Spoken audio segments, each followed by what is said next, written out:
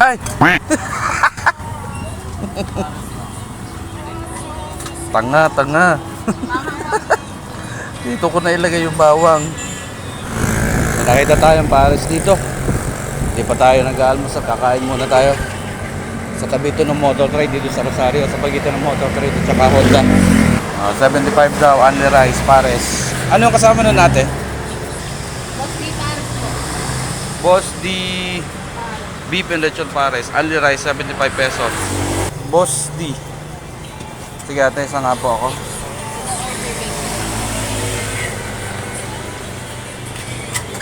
Ayun.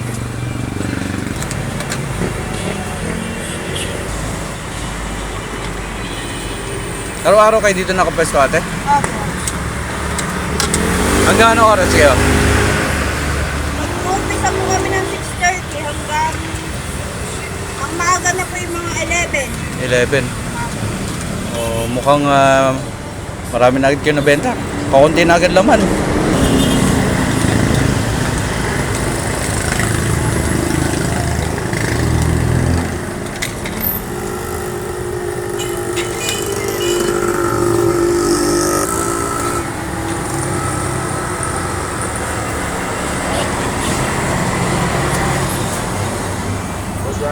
Ano ga? Nakadami na ga. Isa pa yatang rice eh. Apat na hore. Paapat na. Ano ga takaw mo naman?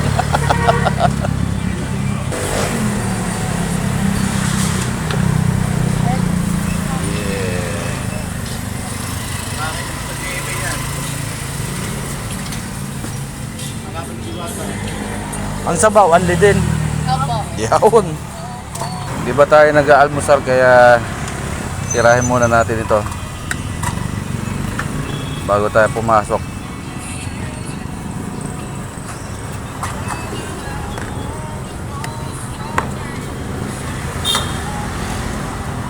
Ay! Tanga, tanga. Dito ko na ilagay yung bawang.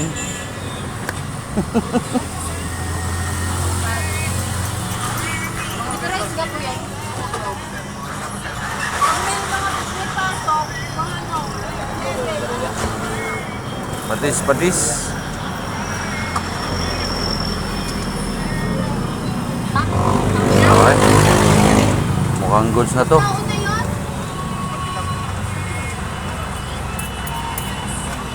Six o'clock ay nakapwesto na raw sila dito. Then maaga na yung matapos sila ng alas 11. Ang katapat niya dito yung Chicken J. Katabi niya motor trade at saka ano. Marami na sa laman, no? Malaman din.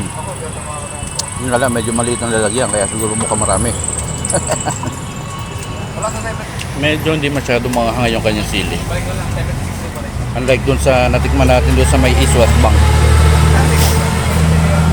Natin sa extra rice. Tsaka sabaw.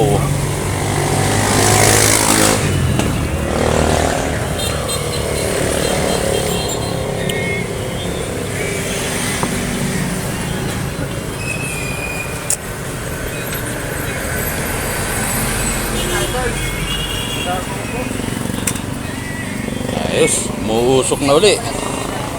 At titimpla na uli ng panabago.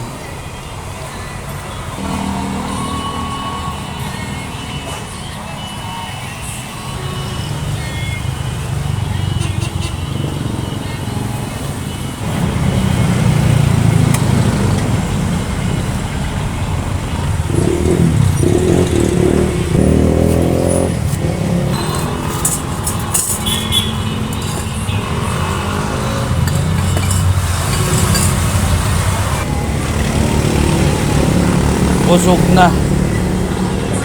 Busog na.